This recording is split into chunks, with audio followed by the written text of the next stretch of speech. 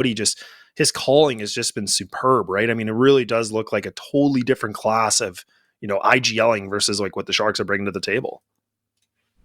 Yeah, I think the variety, as you mentioned, is just so solid, right? They're very easily able to scale through outside if they want to. They have these great mid rounds where they're splitting back into the A bomb site.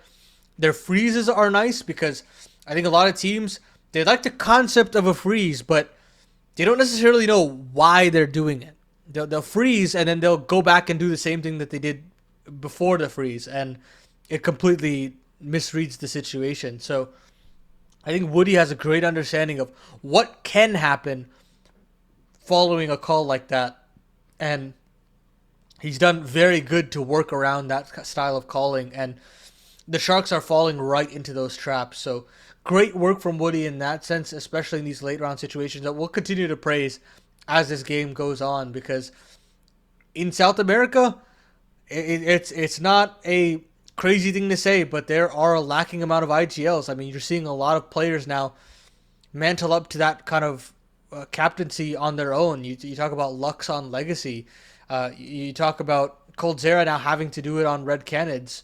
There are a lot of different options. Vinny having forced to do it on Imperial. So there's a lot of IGLs that are still learning how to play within that role. And Gafolo is one of them, but Woody is not. And we've got to praise that in this kind of circumstance, in this region, of the good work that he's doing and how he's working with the pieces that he has. Because this is a South American team that is not high in the pecking order, right? I mean, you've got so many more teams that are at the top end that can have their pick of the litter of the Brazilian talent that are out there. You think of Furia, you think of Imperial, Red Canids, Fluxo. I can keep going on and on. But a team like Auric, they've got to go digging. They've got to go into the diamonds in the rough, and they've got to find players to buck the trend and maybe find a way to make a run with lesser pieces. And so far, he's done a fairly decent job. Of course, I think jury's still out on Punk, but you can see the work that Sarah Terra does individually, and you got to commend Woody on that aspect as well.